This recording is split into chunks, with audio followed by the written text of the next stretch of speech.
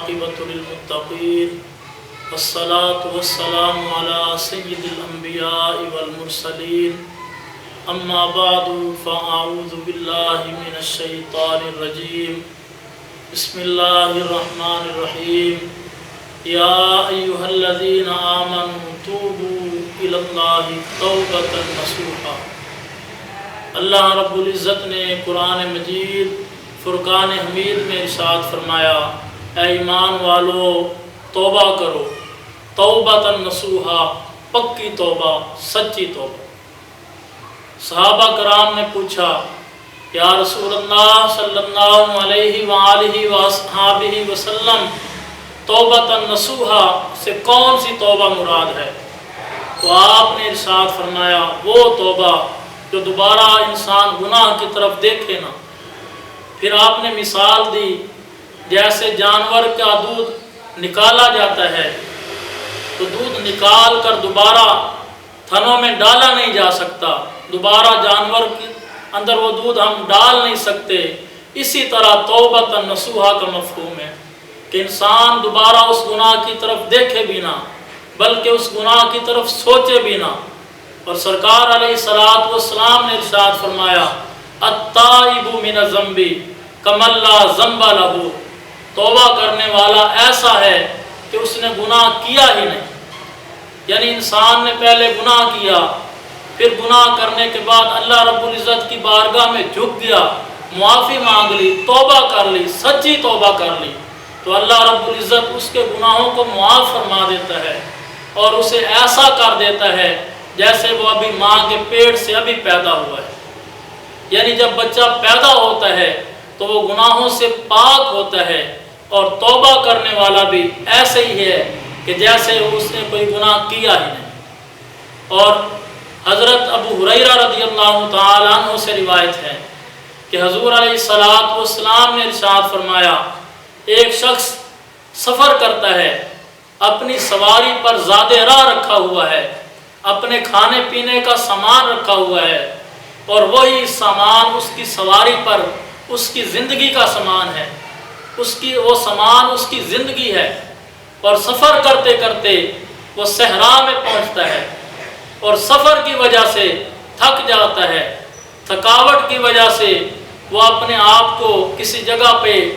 آرام کے لیے ٹھہرتا ہے کہ وہ آرام کرے، سکون کرے، اپنی سواری باندھ لیتا ہے،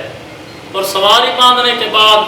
جب وہ بیٹھتا ہے اور یا لیٹتا ہے تو اسے نیند آ جاتی ہے،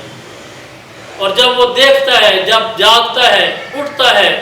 تو اس کی سواری غائب ہے۔ وہ پریشانی کی حالت میں آگے پیچھے دیکھتا ہے، اپنی سواری کو ڈھونڈتا ہے، لیکن اس کی سواری نہیں ملتی، تو وہ پریشان ہوتا ہے، اور اب اسے موت ہی موت نظر آ رہی ہے۔ اگر ادھر رات ہو جائے گی تو اسے درندے کھا جائیں گے، اور اگر زیادہ دیر رہا تو اسے بھوک کی وجہ سے وہ تڑپے گا، اور آخر موت ہے۔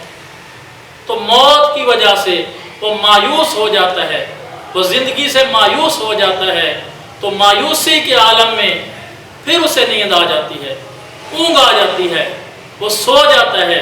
جب اسے جاگ آتی ہے، جب اٹھتا ہے تو دیکھتا ہے اس کی سواری موجود ہے، تو سواری کو پا کر، سواری کو دیکھ کر وہ اللہ رب العزت کی بارگاہ میں ایک جملہ کہتا ہے، اور اسے اتنی خوشی ہوتی ہے کہ وہ اللہ رب العزت کو کہتا ہے، اے باری تعالیٰ، اے اللہ، تو میرا بندہ، میں تیرا رب۔ یعنی اسے پتہ ہی نہیں چلتا کہ میں اللہ رب العزت کی بارگاہ میں کیا کہہ رہا ہوں، اور اللہ رب العزت کو اپنا بندہ کہہ رہا ہے اور خود کو اپنا اللہ کا رب کہہ رہا ہے۔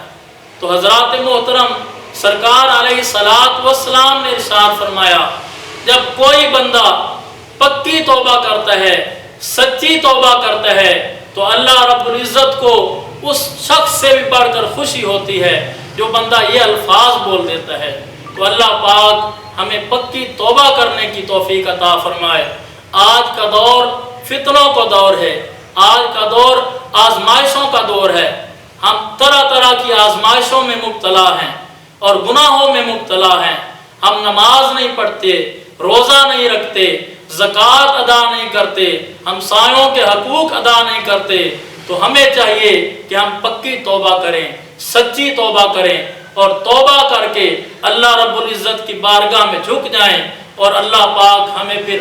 گناہوں سے پاک کر دے گا، گناہوں سے پاک کر دے گا، اور وہ ایسے پاک کرے گا جیسے بچہ ماں کے پیٹ سے پیدا ہوتا ہے تو وہ معصوم ہوتا ہے۔ اللہ پاک ہمیں سمجھنے اور عمل کرنے کی توفیق عطا فرمائے۔